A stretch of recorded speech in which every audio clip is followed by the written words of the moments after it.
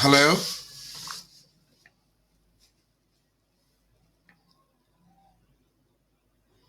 hello, you there? I'm doing. I hope you're doing well too. How can I assist you today? Uh, Basically, I want to know about master planning in my daily task. How do I master planning in my daily task? Abs- Got it. Master planning your daily tasks basically involves setting clear priorities, breaking your day into manageable chunks, and using tools like to do lists or calendars.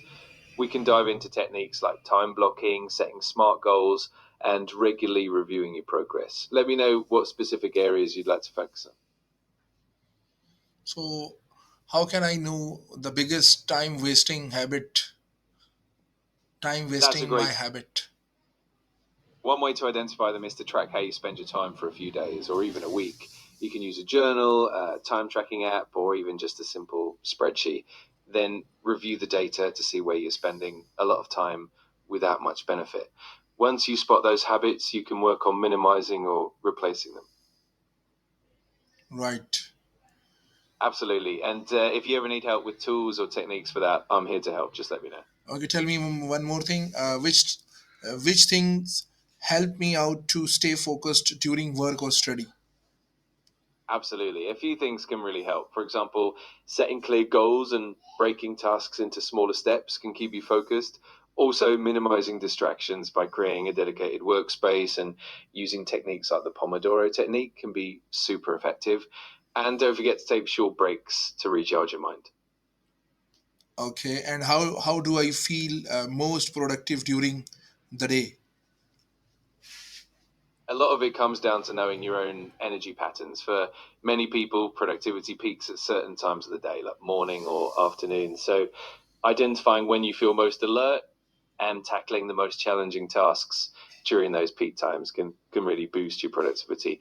Also, maintaining a healthy routine, like getting enough sleep, staying hydrated, and eating well, definitely helps it. Okay, and how do I balance my work, rest, and personal time? Balancing those aspects definitely requires some intentional planning. One approach is to set clear boundaries for work hours and personal time, making sure you allocate specific periods for each.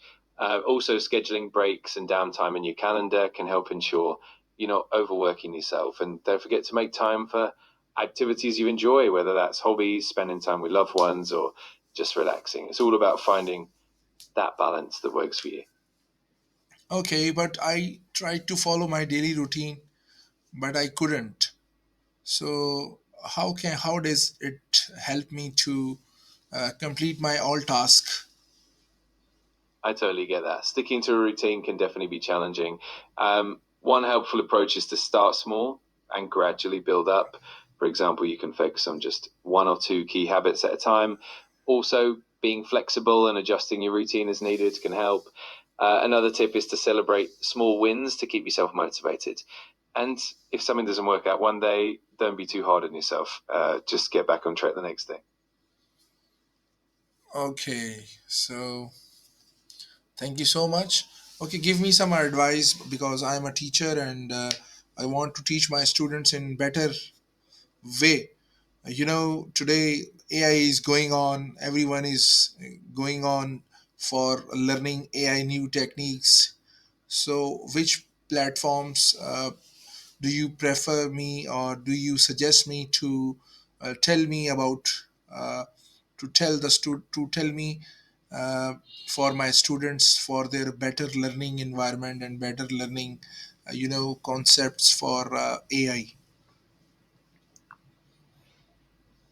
That's awesome. For teaching AI effectively, there are some fantastic platforms and resources.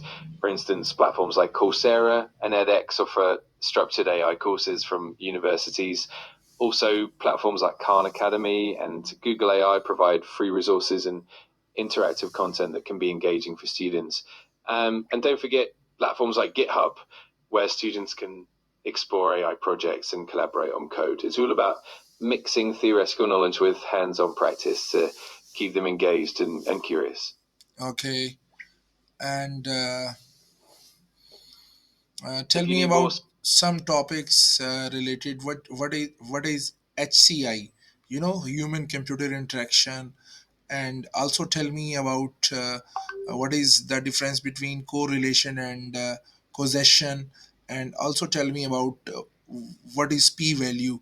In data science, what is the benefits of p-value, why we need to find p-value, and also tell me about the difference between uh, AI versus machine learning, and machine learning versus deep learning, and also tell me about the data mining, and what is the meaning of pre-processing in data science, right?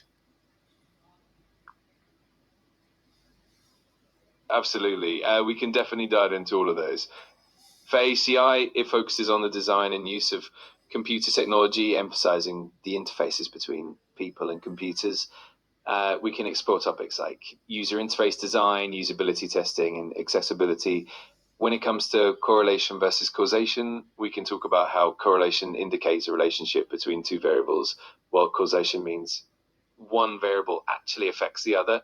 For the p value in data science, it helps us determine the significance of our results, basically showing whether the observed data is likely under the null hypothesis.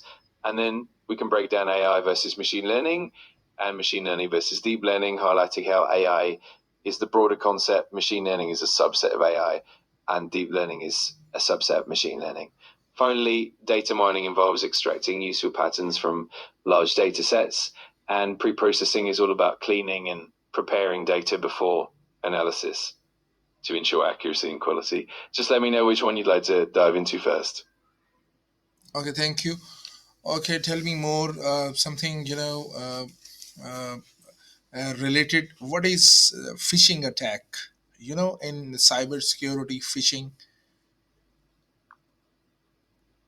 Absolutely. A phishing attack is a type of cyber attack where attackers impersonate legitimate entities, often through email or other communication channels, to trick individuals into divulging sensitive information like passwords, credit card numbers, or personal details. These attacks can look very convincing, often mimicking trusted organizations or people. The main goal is to steal data or install malware. We can definitely explore more about how to recognize phishing attempts and how to protect against them as well. Okay, so tell me about how can I uh, how can Of I course, improve my English during the class to teach my students in better way. that's a great goal. One way to improve your English is to incorporate more English practice into your teaching routine. For example, you can try speaking in English as much as possible during lessons, using simple and clear language, and gradually introducing more complex vocabulary. You can also encourage students to engage in discussions, presentations, and group activities in English. Additionally, you can use multimedia resources like videos, podcasts, and interactive apps to